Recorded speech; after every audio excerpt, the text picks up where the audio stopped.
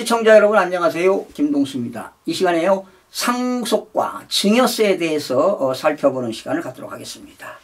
국세청 사실, 실제 팩트가 되겠습니다. 여러분, 자녀가 부모로부터 돈을 빌려왔다. 그리고 빌려올 때 차용증을 써주고 빌려왔다면 그거 증여일까요? 증여가 아닐까요? 참 애매합니다. 원래 부모가 자녀에게 돈을 빌려주고요. 부모가 차용증을 받았다면 원래 인정하지 않는 것이 원칙입니다. 사실은 쉽지가 않지요. 그런데 다수의 판례를 살펴보게 되면 제3자한테 돈을 빌려왔다. 그리고 차용증을 써줬다. 당연히 그거는 증여가 아니지요. 빌려왔으니까요. 그러나 실제로 자녀가 부모로부터 돈을 빌려오면서 자녀가 매월 부모한테 적정한 이자를 지급했다면 이거는 증여라고 볼 수가 없습니다. 차입금을 인정한다는 것이죠. 여러분, 부모 입장에서는 빌려준 돈을 대여금이라고 하고 자녀 입장에서 빌려온 돈을 차입금이라고 하는데, 자녀가 빌려오고 매월 부모에게 적정 이자율을 계산해서 이자를 지급했다면 그건 증여가 아닙니다. 그런데 보통 판례는요, 아들이 부모로부터 돈을 빌려오면서 차용증을 써주고 빌려오는 건 어떤 외관상의 행위라고 볼 수가 있죠. 차용증을 써줬는데 이자를 지급하지 않았다면 그건 증여입니다. 그러나 자녀가 매월 이자를 지급했다면 그건 증여로 볼 수가 없습니다. 그래서 부자지간에 이렇게 차용증을 써주고 돈을 빌려오잖아요. 그래서 그렇게 이제 과세관청이 빌려온 것으로 확인이 됐다면 그냥 과세관청은 그걸로 묵과하지 않습니다. 차용증 작성 내역을 계속 관리합니다. 그런데 아들이 빌려왔는데 대학생입니다. 직업이 없어요. 그건 증여겠죠. 아들이 직장도 다니면서 소득이 있어가지고 집을 구입하는데 빌려와가지고 아버지에게 매월 이자를 지급한다. 그러면 그건 증여가 아닙니다. 그리고 훗날 원리금, 원금을 상환해야 되겠죠. 그런데 이런 경우 있습니다, 여러분. 자녀가 빌려왔는데 5억을 빌려왔는데 원금하고 이자를 매월 원리금을 상환합니다. 이런 상태에서 다 변제하지 못했는데 아버지가 사망했다. 만약에 미상환 금액이 4억이다. 그러면 그 4억 원은 상속재산에 포함시킵니다. 왜? 아들이 빌려온 돈을 다 갚지 못한 상태에서 아버지가 돌아가셨기 때문에 그 미상환 금액 4억 원은 아들이 아버지로부터 상속받은 것으로 본다. 그래서 상속재산에 포함시켜서 상속세를 과세하겠죠. 그렇다면 자녀는 세금 부담이 좀 커진다고 볼 수가 있습니다. 자, 여러분, 예를 들어서 아들이 집을 사는데 어머니한테 돈을 차입했습니다. 그래서 부동산을 취득했어요. 그걸 증여로 볼 거냐, 금전소비대차로 볼 거냐 하는 겁니다. 모녀지간에, 부자지간에 원래 직계존비속은 소비대차, 금전소비대차를 원칙은 인정하지 않습니다. 그러나 빌려오면서 차용증을 쓰고 매월 이자를 지급했다면 금전소비대차로 인정이 된다는 것입니다. 자, 그러면 자녀가 부모한테 돈을 빌려왔을 때 이자를 안 주는 경우 있잖아요. 또 부모와 자녀 간에 무슨 이자냐, 무이자로 빌려오는 경우도 있습니다. 원래는 세법에서는요, 국세청에서는 적정 이자율을 연 4.6%로 봅니다. 그런데 만약에 자녀가 돈을 빌려오는데 무이자로 빌려왔다. 그런데 이자 계산을 적정 이자율 4.6%를 계산해서요, 1년 이자가 1천만 원 이상이면 그건 증여로 봅니다. 이자 상당액도 증여로 봐요.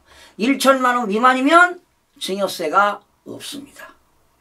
그런 경우인데, 결과적으로 그러면 아들이 어머니한테 돈을 빌려오면서 무이자로 돈을 빌려왔다. 그러면 이때 적정 이자율은요, 연 4.6%입니다. 적정 이자율은 연 4.6%가 되겠습니다.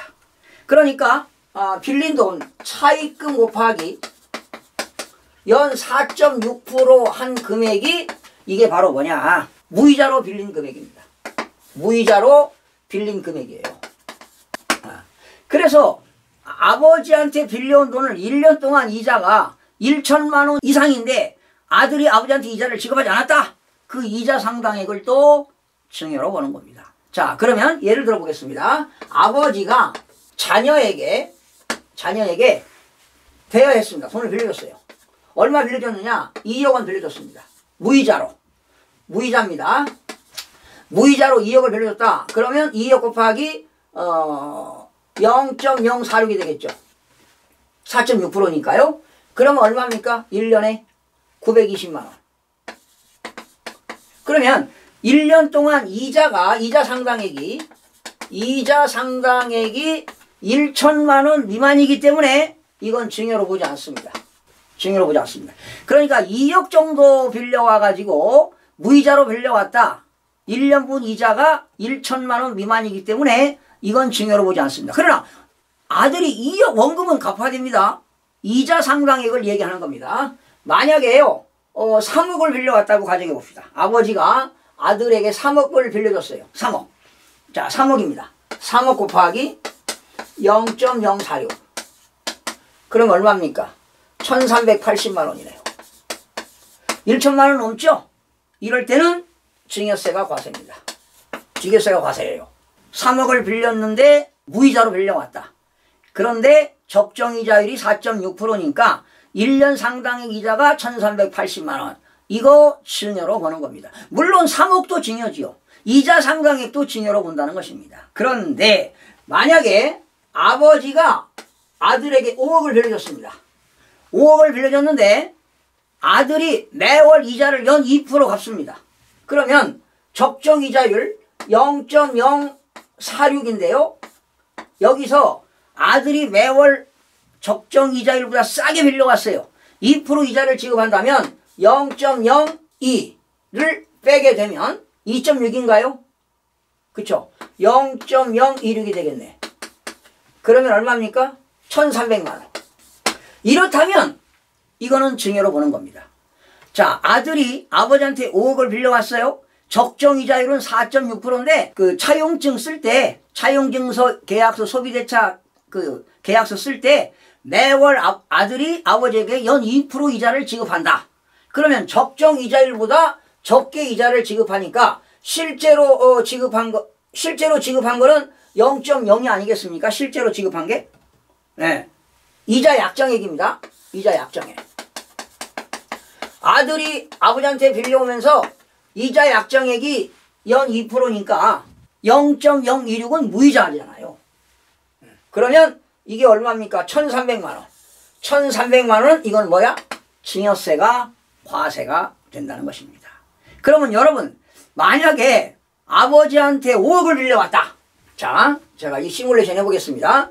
5억을 빌려왔는데 원래 적정 이자율은 0.046인데요. 매월 아버지한테 실제 이자를 3%를 지급합니다. 0.03. 이게 실제 이자 지급액입니다. 3%. 실제로 3%를 지급하는 겁니다. 이자 약정입니다. 이자 약정. 3% 이자 약정. 그러니까 연 3%로 아들이 아버지에게 이자를 지급하는 겁니다. 그럼 무이자는 얼마입니까? 무이자는 5억 곱하기 0.016이 되겠죠. 그러면 이자가 얼마입니까? 1년에 800만 원. 800만 원일 때는 증여로 안 본다는 것입니다. 그러니까 5억을 빌려올 때 국세청에서 정하는 적정이자율이 4.6%인데 3%로 빌려왔다. 그리고 나머지 차액은 이자를 안 줬어요. 그래도 증여로 보지 않는다는 것입니다. 그래서 여러분들이 원래 적정이자율은 4.6%가 된다. 1년분 이자를 계산했더니 1천만 원 이상이면 그 이자 상당액도 증여로 보고 1천만 원 미만일 때는 증여로 보지 않는다. 그러나 원금은 상환해야 되겠죠. 만약에 원금을 상환하지 않았다. 미상환된 상태에서 아버지가 돌아가셨다면 미상환한 금액은 상속재산에 포함시킨다. 이렇게 알아두시면 되겠습니다. 여러분 의문사항이 있으면 댓글로 남겨주시면 여러분들에게 전해드리겠습니다. 신속하게 전해드리겠습니다. 여러분 고맙습니다.